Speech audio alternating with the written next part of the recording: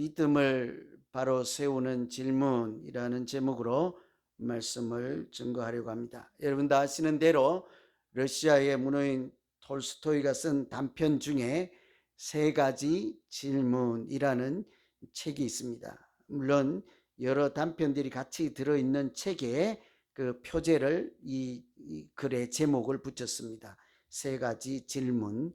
그 책 속에 또 이 제목 하에 있는 글에 보면 세 가지 질문이 들어있죠.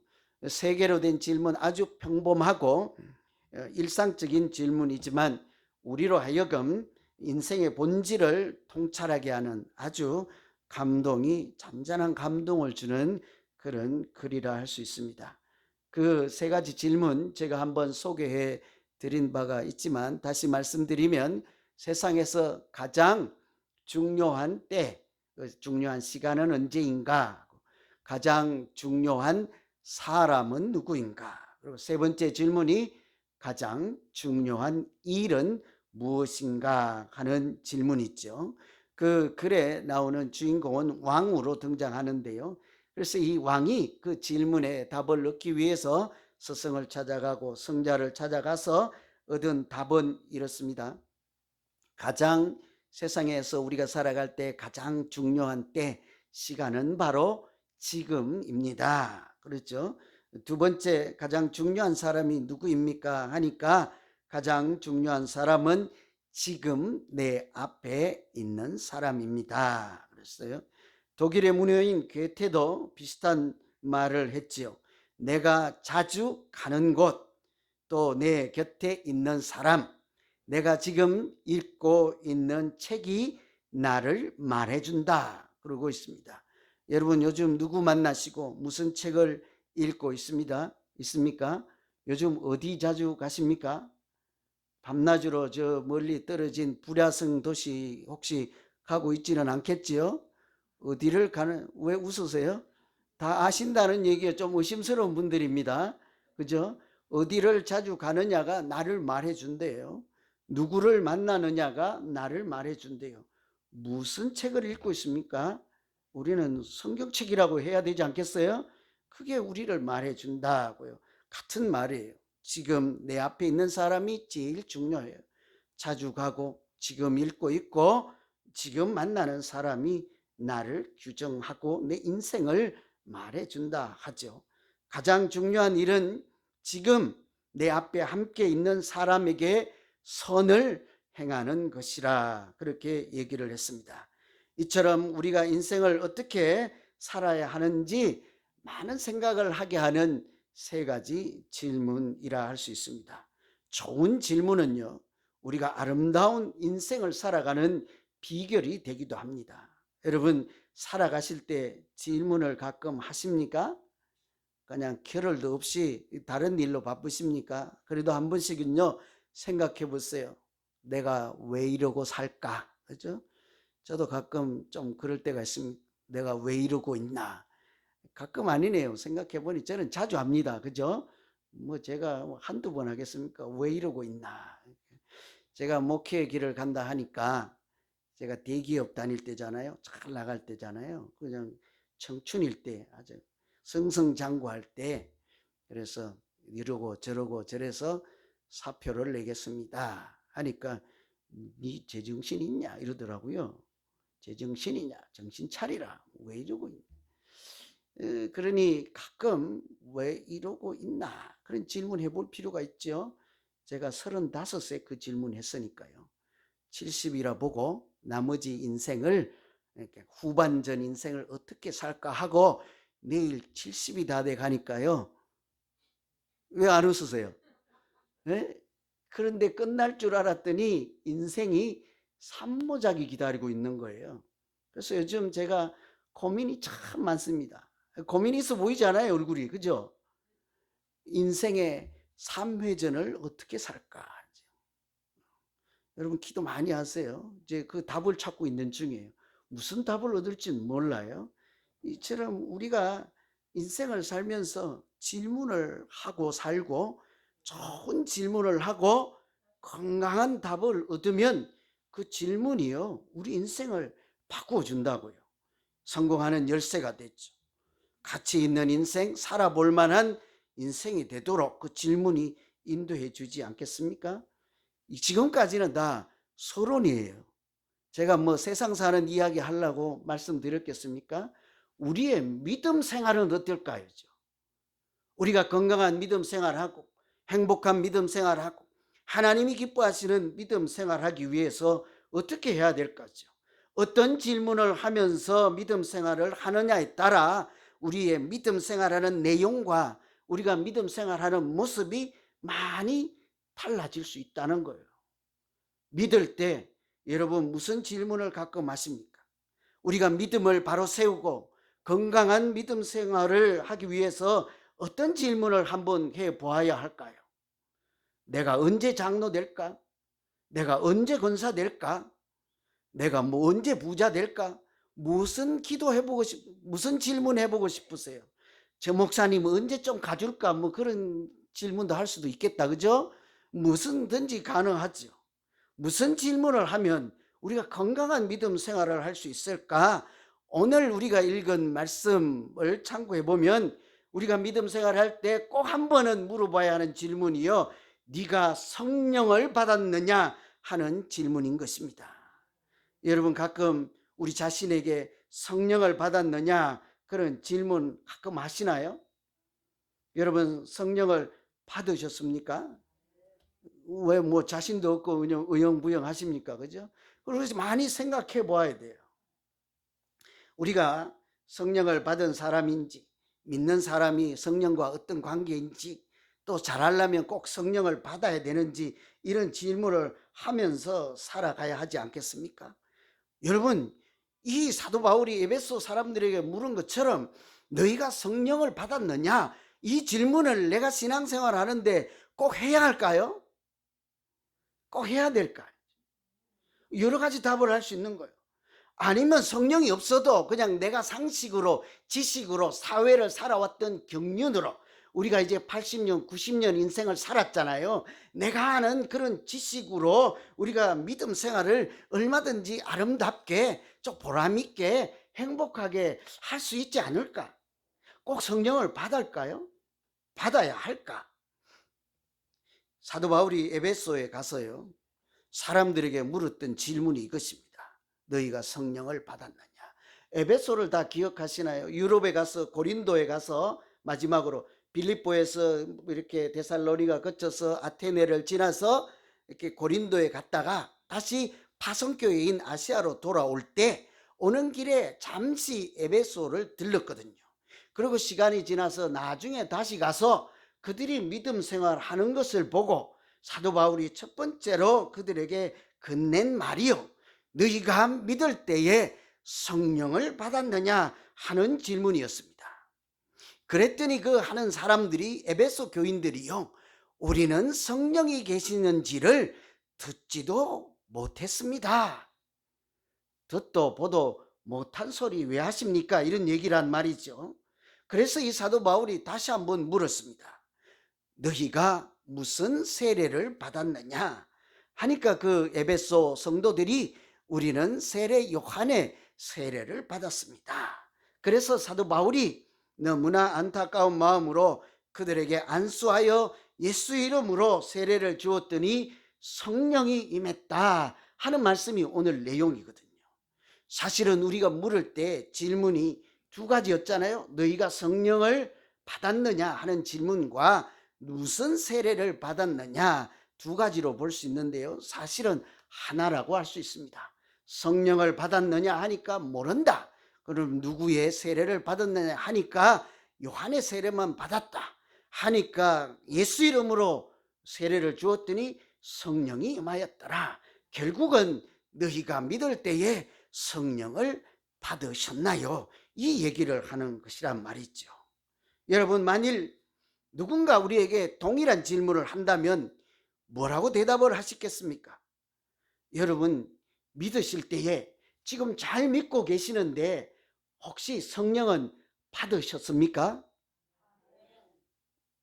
뭐 한 3분의 1은 되겠다. 그죠?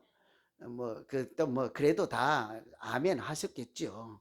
왠가 하면 우리는 사실은 이미 예수 이름으로 세례도 받고 성령도 확실하게 받은 사람인 줄로 믿습니다. 제가 어떤 대통령 때부터 확실하게 안 했나 모르겠네. 그죠? 제가 열심히 노력해요. 확실하게 우리는 예수 이름으로 세례도 받은 자요, 성령도 이미 받은 자예요. 어디 가서 누가 물으면요, 당당하게 말할 수 있습니다. 제가 영수증 보증서 드릴게요.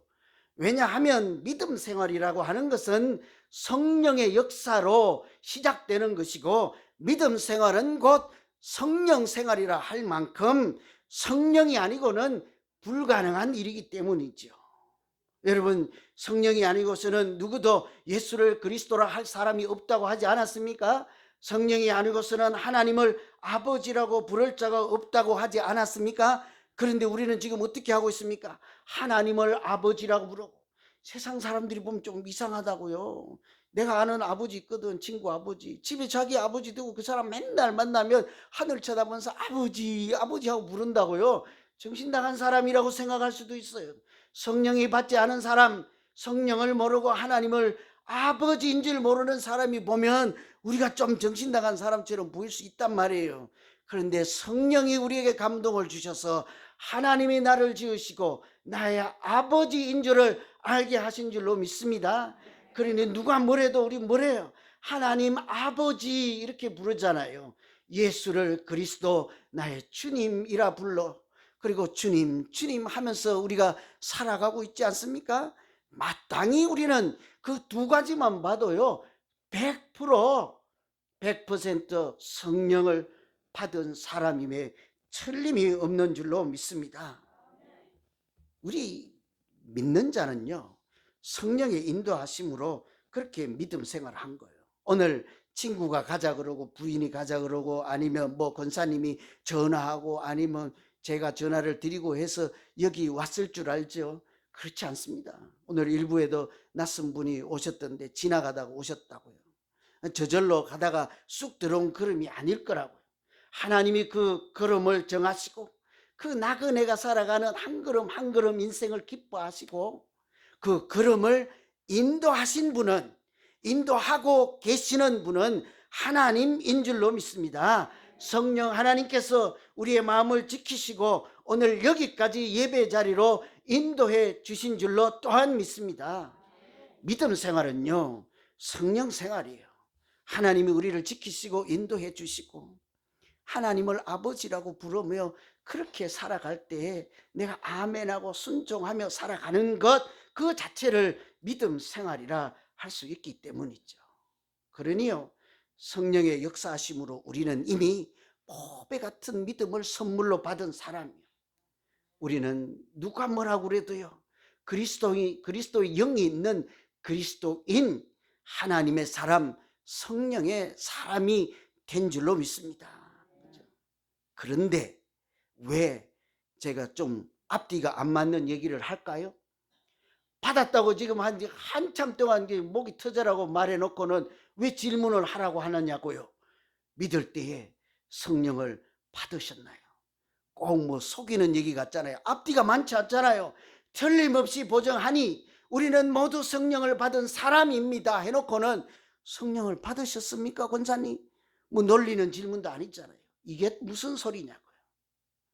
하나님께서 우리를 성령으로 알게 하시고 깨닫게 하시고 믿게 하시고 그렇게 역사하심으로 하나님의 자녀가 되게 하셨지만, 매일같이 우리가 또다시 나에게 하나님 성령을 받았었냐 하고 네 자신에게 질문하라 한 것은, 우리가 성령이 충만하고 매일 성령과 동행하고 성령이 주시는 마음이 충만할 때 우리가 능력 있는 믿음 생활을 할 수 있기 때문인 줄로 믿습니다.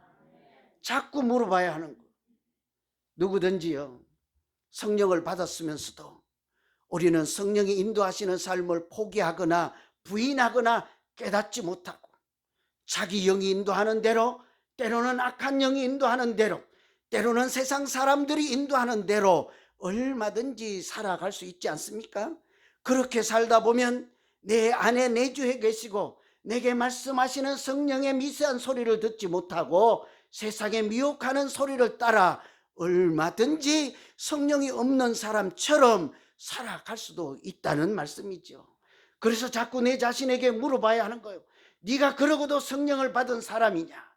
네가 제대로 믿음 생활을 한다면 성령을 받아야 하지 않겠느냐? 다른 말로는 성령이 오늘 또 충만해야 되지 않겠느냐? 하나님 아버지, 내게 오늘 성령이 충만케 해 주시옵소서. 이렇게 기도함으로 오늘 하루 믿음 생활을 간신히 해내가야 될 줄로 믿습니다.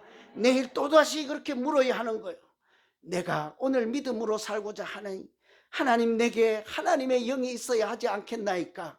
불쌍히 여기시고 하나님의 생각과 하나님의 마음과 그리스도의 영인 성령이 충만케 해주셔서 나 홀로 믿음 생활하는 불쌍한 나그네 되지 않고 하나님이 주장하시고 하나님이 은혜의 날개 아래 보호하시고 인도하시는 성령과 동행하는 믿음 생활 오늘 하루 또 살게 해 주시옵소서. 이것이 우리가 하나님이 기뻐하는 믿음 생활이 될 줄로 믿습니다. 그러니 믿음 생활은요, 내 생각대로 하는 거 아니에요. 세상의 학문으로 하는 것이 아닙니다. 내 경륜으로 하는 것도 아닙니다. 그래서 믿음 생활을 능력 있게 하려면 반드시 성령이 임하셔야 돼요. 성령을 구해야 해요. 내 안에 내주하신 성령님께서 역사하셔야 그렇게 살아있는 믿음 생활을 할 수 있단 말이죠. 오늘 6절 말씀에 보면 바울이 그들에게 안수하매 성령이 그들에게 임하심으로 방언도 하고 예언도 하게 되었더라 하죠. 여러분, 무슨 소리일까요? 안수함에 성령이 임했잖아요. 성령이 임했더니 방언하고 예언도 하게 되었더라. 이게 뭔 소리일까요? 이것은 성령을 임하셔서 신비한 사람으로 만들었다는 얘기가 아니라 성령이 임하셨을 때 방언과 예언을 했다는 것은 하나님이 같이 하시고 하나님의 역사가 나타났다 하는 뜻인 줄로 믿습니다. 비단 방언이나 예언뿐만이 아닌 것입니다. 사도행전은 처음부터요, 우리가 믿음 생활할 때 성령의 능력을 받아야 한다고 얼마나 강조하였습니까? 1장 8절에 오직 성령이 임하시면 너희가 권능을 받는다고 말씀하셨잖아요. 그래야, 그리고 나서야 그때부터 비로소 사마리아와 예루살렘과 온 유대와 땅끝까지 가서 내 증인이 되리라 하였다고요. 그래서 때로는요, 좀 지나치게 말씀하시잖아요. 너희가 성령을 받지 않으면 그냥 한 발짝도 움직이지 말라, 이렇게 해서 그 제자들에게 뭐라고 합니까? 성령이 임하실 때까지 이 너희가 있는 지금 이곳을 떠나지 말라, 경거망동하지 말고 성령이 임할 때까지 기다려라 하잖아요. 여러분, 이곳을 떠나지 말고 기다려라. 오직 성령이 임하시면 그때 비로소 땅끝까지 가서 증인을 삶을 살아라. 이 말씀을요, 누구에게 한 말씀일까요? 누구에게 했습니까? 믿지 않는 사람들, 예를 들면 성령 받지 않은 사람들에게 한 말씀이 아니라고요. 이미 예수가 그리스도인 줄 알고 주는 그리스도여 살아계신 하나님의 아들입니다 하고 성령이 주신 지혜로 깨닫고 성령이 주신 믿음으로 고백했던 사도 바울에게, 그 사도 바울이 포함된 믿는 사람들, 성령 받은 사람들에게 예수 그리스도께서 하신 말씀 있잖아요. 여기에서 기다려라, 내가 약속한 성령을 줄 때까지 기다려라 하는 것은 너희가 성령을 받지 않았기 때문이 아니었습니다. 그들이 능력을 받아서 하나님이 주시는 권세로 땅끝까지 복음을 전하려면 그들의 경륜이나 지식이나 방법이 아니라 하나님의 방법과 능력으로 해야 되기 때문에 그들에게 이곳에 떠나지 말고 성령, 하나님이 약속하신 성령을 기다려라 하신 줄로 믿습니다. 그러니요, 우리도 마찬가지인 거예요. 능력 있는 믿음 생활, 역동하는 믿음 생활, 살아있는 믿음 생활을 하려면요, 내 의지나 생각이나 계획이나 이런 것으로 하는 것이 아닙니다. 무엇으로요? 성령님 내게 보여주시고 성령님 내게 깨닫게 해주시고 성령님 내가 사람들과 합력하여 선을 이룰 수 있는 길을 알려주시고, 그렇게 하나님이 역사하실 때만 우리의 믿음이 하나님도 기뻐하시고 우리 자신도 행복한 믿음 생활하게 될 줄로 믿습니다. 그러니 이미 성령의 도우심으로 하나님을 아버지라 불렀다 했을지언정 매일같이 성령을 사모하고 성령을 구해야 하는 줄로 믿습니다. 그런데 그것뿐만이 아닙니다. 이미 우리는 성령도 받고 하나님을 아버지라 하고 좋은 교회로 참 행복한 믿음 생활 잘 하고 있잖아요. 그럼에도 불구하고 우리가 오늘 또 성령을 구하고 성령이 충만해야 하는 까닭은 또 하나 있어요. 그것은요, 우리가 성령이 충만해야 사랑할 수 있기 때문입니다. 안 사랑하실래요? 아무도 아멘 안 하실래요? 응? 저는 저 혼자 설교 준비하면서요, 이 대목에서 은혜 받았어요. 그래서 오늘 난 성령 설교 여러분 아멘 하나도 안 해도 아무 관계없어. 나 이미 은혜 받았거든. 우리가 성령이 충만해야 되는 까닭은요, 그때 비로소 우리가 사랑할 수 있기 때문이에요. 성령 없이 여러분 사랑이 되던가요? 하나님의 영이, 하나님이 주시는 마음이, 하나님이 품으라고 하는 그런 마음 없이 누군가 한 사람이라도 그 사랑이 되던가요? 난 잘 안 되더라고요. 얼마나 부족하고 연약한지 안 돼요. 우리 그 천하 얼마나 큰 나라를 제가 다스리고 있습니까? 그죠? 제가 이래봐도 얼마나 큰 나라를 몰라요. 제가 다스리는 나라를. 아들 둘, 딸 하나. 아니다, 잘못했다. 이게 너무 크다 보니까 딸 둘, 아들 하나 있잖아요. 얼마나 큰 세계를 제가 지금 다스리고 있습니까? 그죠? 잘 안 돼요. 성령이 충만하면 가능해요. 여러분, 우리가 기억하는 말씀이 있어요. 술 취하지 말라, 이는 방탕한 것이니 오직 성령의 충만함을 받으라. 교회 다니면서 술 마셔야 돼요, 안 마셔야 돼요 하고 따질 때마다 그 성경에 찾아보면 술 마시라 하는 말씀, 마시지 말라 하는 말씀 어디 있어야 하고 묻기도 하고 하잖아요. 그래서 술 취하지 말라, 이는 방탕한 것이니 오직 성령의 충만함을 받으라, 이런 얘기를 우리 알고 있잖아요. 그래서 술 마실 때도 많이 고민하잖아요. 뭔 얘기인가 하면요, 술 마시면 술의 영향력에 지배를 당하잖아요. 생각도 마비되고 좋은 생각도 마비되고 이렇게 인간의 욕구도 충만하고 죄의 본성도 드러나고 이렇게 술의 힘이 우리를 움직인다고. 생각과 마음과 행동과 발도. 술 취하면 다른 집으로 간다니까요. 저도 젊었을 때 남의 집 대문을 찾다가 불이 났게 쫓아나온 일이 딱 한 번. 아파트 입구가 비슷해가지고 올라가서 똑똑똑 했는데 문을 안 열어요. 우리 집에 갔는데 틀림없이 똑같은데 성질을 하고 발로 꽝 찼더니 아줌마가 나오는데 우리 집 사람이 아니에요. 불이 나게 쫓아 내려왔죠. 그렇죠? 그렇다니까요. 여러분, 술 취하면 그래야 돼요. 술의 영향력이 지배를 받아라. 술이 못 먹는 음식이라는 건 아니에요. 최소한 성령을 받은 사람이면 그런 술의 영향력이 아니라 하나님의 영향력으로, 말씀의 영향력과 기도해 주신 응답의 영향력으로 성령이 인도하시는 대로 삶을 살아야 하지 않겠느냐.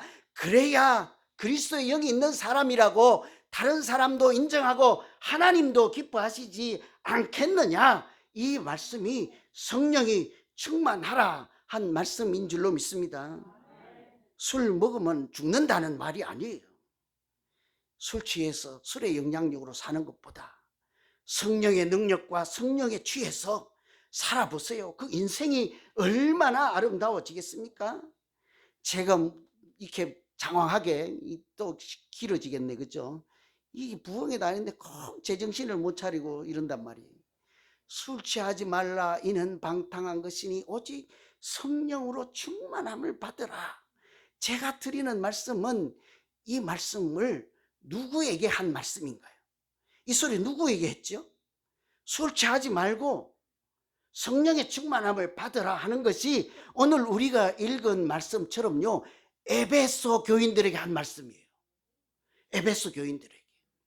그곳에 칠대 불가사의라고 할 만큼 아데미 신상이요, 얼마나 큰지 상상을 초월하는 신상을 만들어 놓고 또 그것의 작은 모양을 요만하게 만들어서 집집마다 구석마다 세워놓고 술을 마시며 그 신을 즐겁게 하며 내가 술의 영향력과 우상의 영향력 아래서 취해서 살면서 나는 교회 다니고 예수 믿어요 하는 그 에베소 성도들에게 술의 영향력 아래 집어던지고 성령의 영향력 아래 성령이 충만해서 살아야 하지 않겠느냐.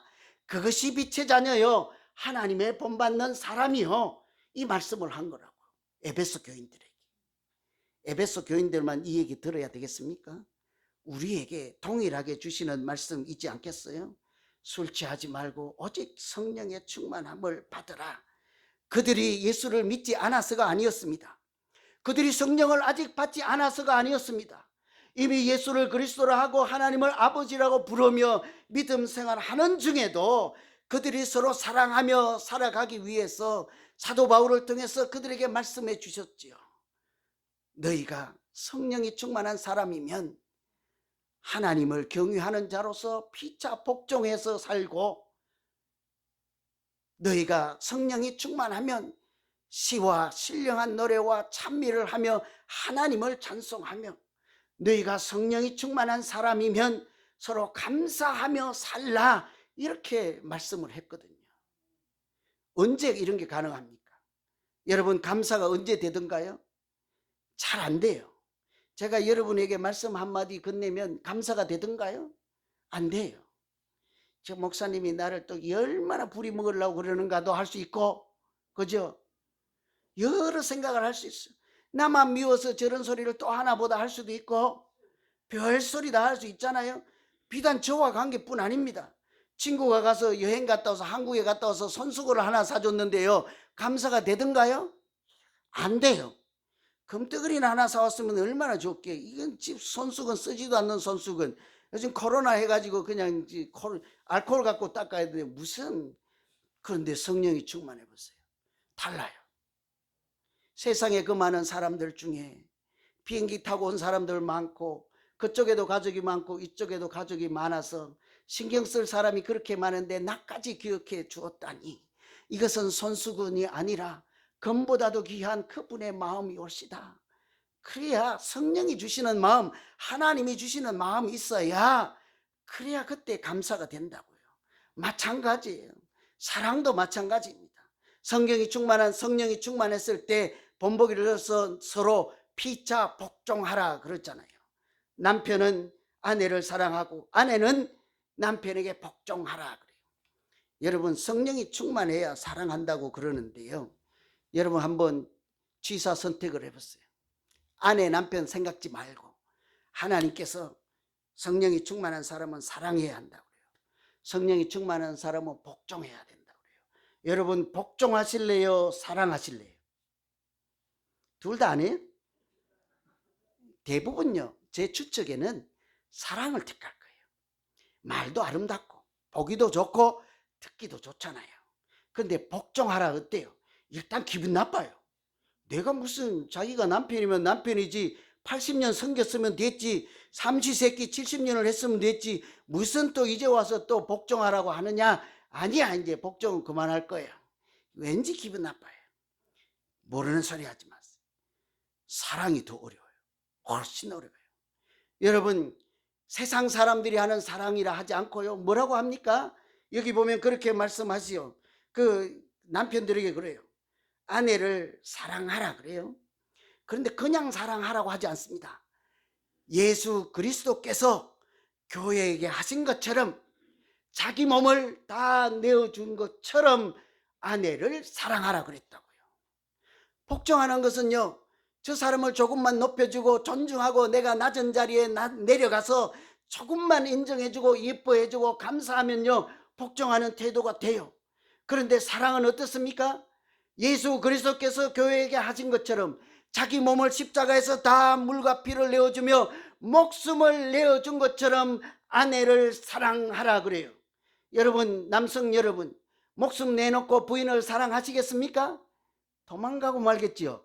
목숨 내놓으라 하면. 여러분, 그것이 사랑인 거예요. 사람이 할 수 있는 정도가 아닌 거예요. 예수님이 하시는 만큼의 사랑을 예수님이 하신 것처럼 따라하라 하는데, 내 정신으로 내 마음으로 내 생각으로 어떻게 할 수 있습니까? 하나님이 예수의 마음을 주시고 하나님이 예수의 정신을 주시고 그리스도의 영이신 성령이 충만하게 할 때 내 몸까지 내어주고 내 전부를 내어주면서까지 그 사람을 사랑하게 될 줄로 믿습니다. 아니요, 하나님이 그렇게 사랑이 가능하게 해 주실 줄로 믿습니다. 성령이 충만해야 되는 까닭이 그냥 되지 않습니다.